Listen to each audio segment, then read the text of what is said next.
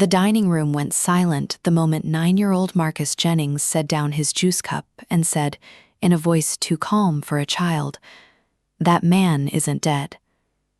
Fork stopped. Diane Ashford's wineglass hovered an inch from her lips. Preston Ashford let out a short, ugly laugh, the kind meant to make a room agree with him before anyone had time to think. "Excuse me?" Diane said, looking at the boy the way she might look at a stain on the tablecloth. Marcus didn't flinch. He pointed at the framed photograph on the mantel, the one of a young man in a Navy uniform, squinting into the sun on some dock in San Diego, a picture that had sat untouched for 12 years. "I saw him," Marcus said, "at the post office, Tuesday." Walter Ashford, 71 years old, founder of Ashford Freight and Logistics, a man who had negotiated shipping contracts with 3 continents and once talked a union strike down to a handshake in 9 hours, set his fork down slowly. "Marcus," he said, and his voice cracked in a way it hadn't cracked in over a decade. "Say that again." 3 weeks earlier, none of this had seemed possible. Loretta Jennings had worked in the Ashford house for 15 years. She'd started the year her husband died, taking the housekeeping job because it came with health insurance. And because Walter Ashford, grieving his own losses in that big cold house, had never once made her feel like hired help instead of a person. He remembered her son's name. He asked about her night classes at the community college, where she was 2 semesters from a nursing degree she'd been chasing since she was 22. "You'll make a fine nurse," he told her once, watching her fold linens with the same care she gave everything. "Anybody who can manage this house can manage a hospital floor." She'd laughed. "High praise, Mr. Ashford." "I don't give praise I don't mean." That was the thing about Walter. He was rich in the way old money pretends not to be, and new money can't stop announcing. But he'd build Ashford Freight from 3 trucks and a dream, and he never forgot what it cost to climb.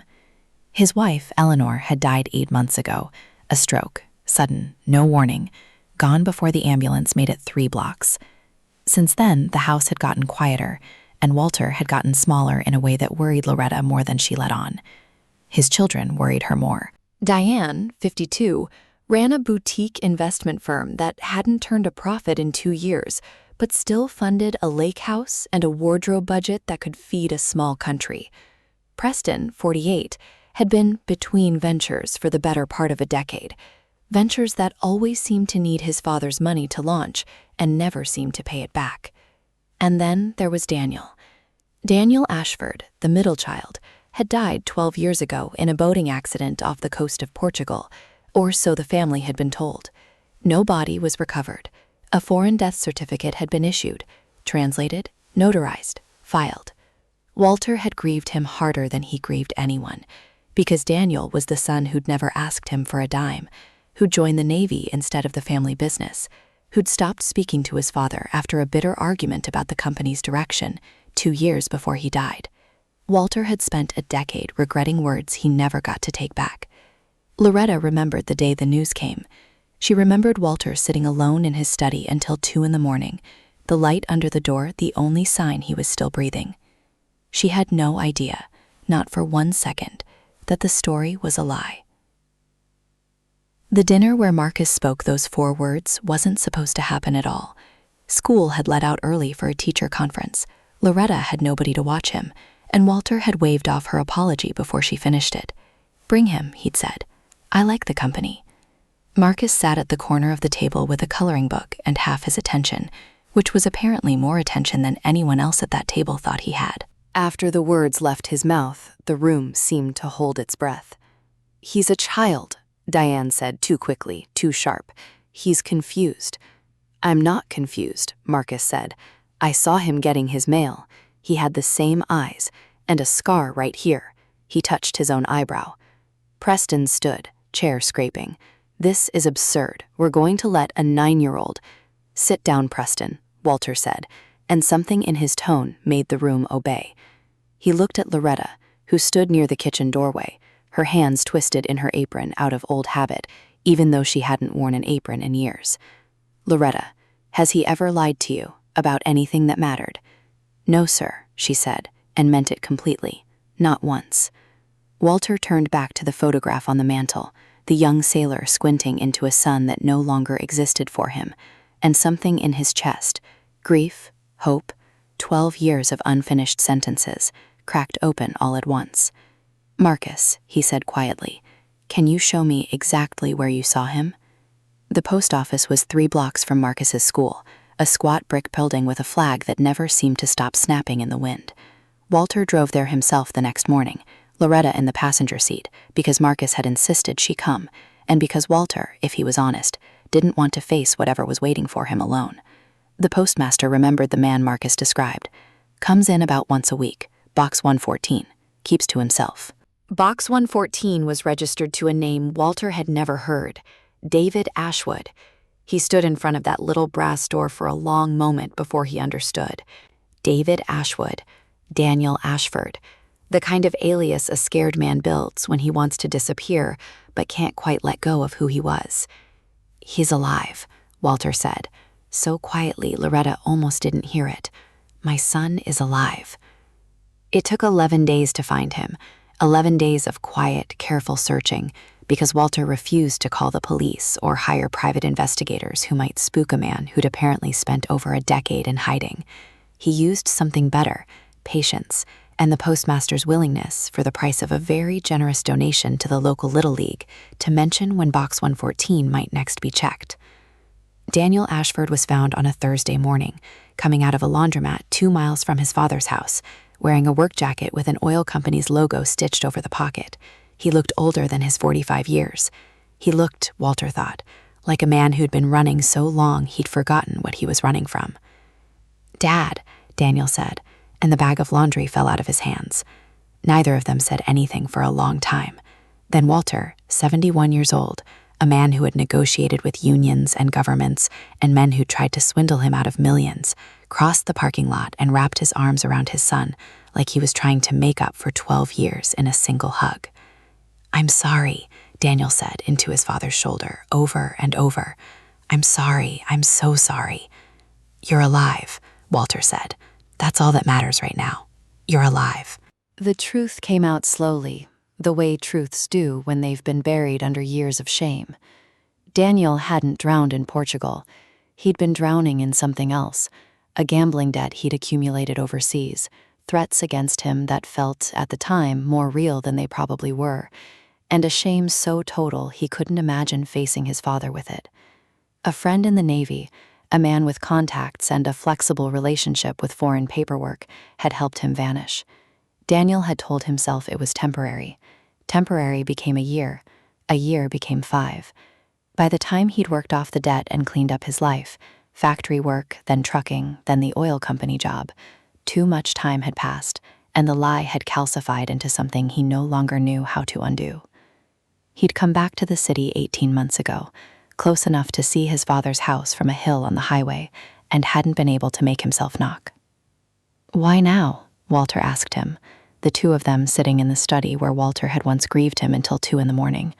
"Why come back here at all?" "Because your wife died," Daniel said, voice breaking. "And I thought, if I don't fix this now, I never will, and you'll die too, and I'll have let you bury me twice." Walter closed his eyes. Diane and Preston did not take the news well. It wasn't just grief-adjacent shock at a brother's return from the dead. It was fear, sharp and immediate, because both of them had built the last decade of their lives around an inheritance structure that assumed Daniel Ashford would never claim his share. Diane's boutique firm was 3 months from insolvency. Preston had borrowed against his expected inheritance twice, once from a bank, and once, more dangerously, from a man who did not accept late payments gracefully. "You can't seriously be considering giving him a third of everything," Diane said, cornering her father in the hallway 2 days after Daniel's return. "He abandoned this family. He let us bury an empty coffin." "He was drowning, Diane," Walter said, "not in the ocean. In shame. I know something about that. I spent 12 years drowning in the exact same thing, except my version was grief, and I never got the chance to fix it because I thought I never would. He just did." "And what about us? What we built, what we sacrificed?" "What have you sacrificed?" Walter asked. And it wasn't cruel, just tired. I've paid off 2 of your failed ventures this year alone, Preston. I've covered Diane's firm's shortfall twice. I love you both, but don't stand here and talk to me about sacrifice. Diane's face went pale and furious at once. This is that Maid's boy's fault. If he'd kept his mouth shut. His name is Marcus, Diane, Walter said, and if it weren't for him, I would have died without ever knowing my son was alive. Watch your tone when you speak about that family in my house. The betrayal, when it surfaced, was worse than either sibling's resentment. It came from Walter's longtime attorney and financial manager, Gerald Voss, a man who had drawn up the original estate documents after Daniel's death and had, in the years since, quietly restructured several trusts in ways that heavily favored Diane and Preston, changes Walter had signed off on in a grief-fogged year, trusting Gerald's word that they were standard adjustments. A forensic accountant Walter hired after Daniel's return found something far less standard. Gerald had been skimming management fees from the family trusts for nearly a decade, small enough not to trigger alarms, large enough to have quietly funneled over $2 million into accounts of his own. You knew, Walter said, standing in Gerald's office with the printed statements in his hand, his voice dangerously flat. You knew Daniel might still be alive, didn't you? That's why you pushed so hard to finalize the trust changes before any of us could ask questions. Gerald's silence answered for him. I want everything, Walter said. Every account, every statement, every signature. And then I want you out of this house and out of my life. The lawsuit against Gerald Voss took 4 months to resolve. He was disbarred, ordered to pay restitution, and ultimately pled guilty to embezzlement charges that came with 2 years of prison time. Not the dramatic ruin some in the family had hoped for, but real and earned and final. Diane and Preston faced no charges. They hadn't broken any laws, only their father's trust. But Walter did something neither of them expected. He didn't cut them off. He restructured the estate into 3 equal shares, Daniel included, and then he attached conditions. Diane's share would be held in a trust dispersed over 10 years, tied to real, audited financial responsibility. Preston's would fund a supervised trucking apprenticeship program within the company, an actual job, actual hours, actual accountability, before any lump sum released at all. You're punishing us, Preston said. I'm loving you the way I should have 20 years ago, Walter said. Money without responsibility isn't a gift. I gave you both too much of one and not enough of the other. That ends now. For Loretta and Marcus, the changes were smaller and larger all at once. Walter set up an education trust for Marcus, not a fortune, but enough to make college, whichever school he chose, a certainty instead of a hope. For Loretta, he did something she hadn't expected and almost refused. He covered the remaining cost of her nursing program outright, and when she finished, he offered her a position overseeing wellness and care coordination for Ashford Freight's several hundred employees, a real job with a real salary that had nothing to do with cleaning his floors. You don't have to do this, she told him, standing in his study with the offer letter in her hands, her eyes wet in a way she was embarrassed about. I'm not doing it out of pity, Loretta, Walter said. I'm doing it because you raised an honest boy in a house full of people who'd forgotten what honesty looked like, and because you've been more family to me these 15 years than some people who share my blood. Let me do this. Let somebody take care of you for once. She didn't argue after that. She just nodded and wiped her eyes and said, Marcus is going to be impossible now. He already thinks he's a detective. Walter laughed, a real laugh, the first and longer than he could remember. Let him. The world could use a few more people who say what they see, even when everybody at the table wants them to stay quiet. 6 months later, the Ashford dining room was full again, not with tension, but with the ordinary noise of a family trying, imperfectly, to be one. Daniel sat across from his father, telling a story about a delivery route that had gone sideways in a snowstorm, and Walter laughed loud enough that Marcus, sitting at the same corner spot he'd claimed months before, looked up from his coloring book to see what was funny. You did that, Loretta whispered to her son later, helping him into his coat by the front door while the sound of the family's laughter carried from the other room. You brought him back. I just said what I saw, Marcus said, shrugging the way 9-year-olds shrug at things that matter more than they know. That's the hardest thing in the world sometimes, his mother said, saying what you see when everybody around you wants you to see something else. Walter walked them to the car that night, the way he always insisted on doing, no matter the weather. He crouched down slightly, the way his knees allowed, and looked Marcus in the eye. 4 words, Walter said. That's all it took to give me back 12 years I thought I'd lost forever. Don't ever let anybody tell you that you're too small to matter, son. Some of the biggest truths in this world come from the people everybody else stops listening to. Marcus nodded, solemn in the way only children can be about things they don't fully understand yet. Loretta watched her son climb into the car, watched the porch light of the Ashford house glow warm against the dark, and thought about how far a person could travel in a single year without ever leaving their own street, from invisible to essential, from overlooked to irreplaceable, not because the world had changed, but because one honest voice had refused to stay quiet.